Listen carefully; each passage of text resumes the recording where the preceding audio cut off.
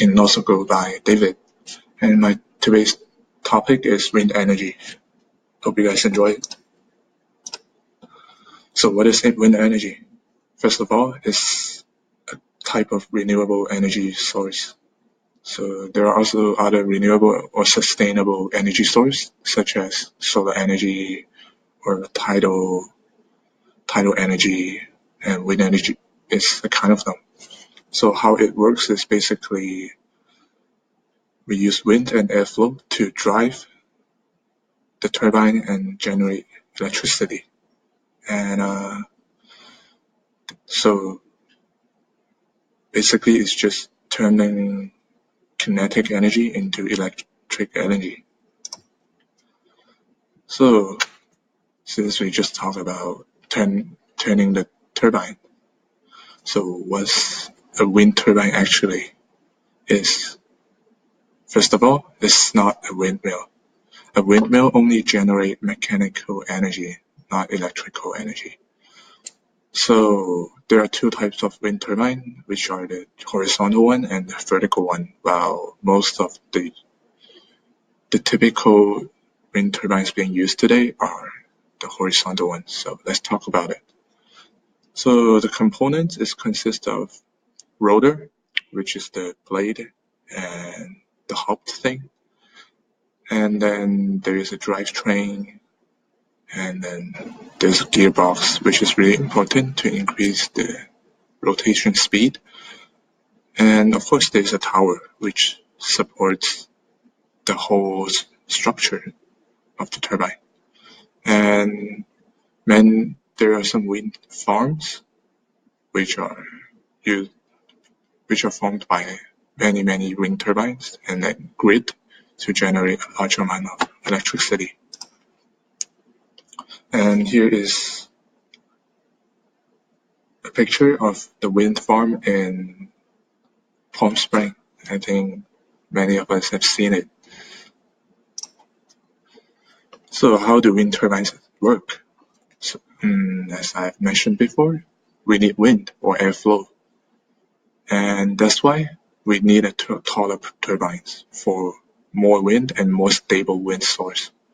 And once the wind are blowing at the turbine, it will spin the rotor, and the rotor consists of blades and hubs. And then once the rotor is turning, it will also rotate the gearbox inside. And then the gearbox is actually a device. It's really expensive and really heavy. It will increase the rotation greatly by like 30 times to even 100 times. That's why it generates a large amount of kinetic energy, which will be transferred to generator. The generator will transfer the mechanic energy or the kinetic energy into electrical energy. And then now we have electricity, which will be transferred to the grid or to domestic use or the plants. And then we're going to talk about the different sizes of wind turbines. The first one is the utility scale wind turbines. They're kind of large, and they're the most cost-effective one, and they're also typically used in the wind farms. The next one is the offshore wind turbines. So as you can see, from the name, is always in the coastal areas. It's the largest one, so they have more power generated. And one of the biggest advantage of this is there are fewer transportation challenges when we are building it, because we can just use ships to transport the turbines or the parts of it, which is much easier. And the last one is a single small turbine. It's the smallest one, and they are usually not connected to a grid, and they can supply electricity for residential use, agricultural, or small commercial use. They are also sometimes matched with other kind of energy sources, such as other energy sources such as the fossil fuel burning, but it's kind of like helping each other out. So they combine to generate more electricity while more efficiently, and more environmental friendly. So, what are the factors that can affect the efficiency of a wind turbine? The first thing is the wind speed of the area. With higher wind speed, the rotation will be faster. That makes sense. And then faster rotation, that means more kinetic energy. So there will be more electric energy afterwards. The second factor is the air density.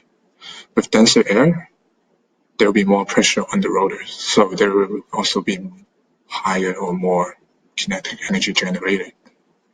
And the last factor is the turbine, the design of the turbine. And there are two parts actually, three. We need larger blades, so also there will be more kinetic energy, but it also requires larger blades also require higher wind speed and denser area to push it. The second factor of the design is we need good spacing. So we need to space the we need to locate each turbine with specific distance so that they won't interfere each other. But we can like put too much distance between them because it's a waste of the area. And the last one is the height. I didn't put it here, but the height is actually really important, as I mentioned earlier. The height of the turbine will determine the wind speed, like the amount of wind the turbine can get, and then how stable the wind is going to be. So after learning about the factors, we will have to decide the locations. There are some ideal locations, such as the coastal areas. So it's just really simple. It's for the offshore wind farms because there are breeze and wind short in that area. And the second one is at the top of rounded hills. And it's also really simple because there are no obstacles around the area which allow the wind to flow freely. And high altitude also means more wind, so we don't need to build like super tall turbines just to get more wind, which is really unstable. And also open plains. It's really simple. We have no obstacles around. And gaps in mountains are actually pretty tricky because they create a wind tunnels. It's also Wind tunnels have really high wind speed and stable wind inside, but that doesn't mean all the gaps in mountains work. Sometimes some valleys, they are not suggested to have wind turbines or wind farms in there because there are just too many obstacles and there will be no wind. So let's talk about the advantages of wind energy. So it's cost effective, meaning I know turbines are really expensive, but once you build it and you start running it, you need to maintain it, but the fuel is free. You don't need to pay for anything for wind. And because it's wind, it's air, when you use it, it's clean. It's a clean fuel source. Unlike like burning fossil fuels, or even nuclear energy, which will generate pollutants. And it's also functional when you use it domestically, which means like, of course you need a bigger place, but if you have the space, you can definitely have your own wind energy. And as mentioned before for so many times, it's sustainable and renewable, which means it's more environmental friendly, and we don't need to destroy the environment. And then yeah, we can keep using it. It also can be built on farms and ranches. This is actually really funny because when we when there are existing farms and ranches, people can actually pay for the farmers or the owners of there, so that they can put their own turbines in there, and yeah, the farmers can earn profit while we can also use our own turbines in that area. Now there is the many challenges because the turbines are expensive, so there's really high investment costs at the beginning. And the wind size that are really decent are usually far away from urban area.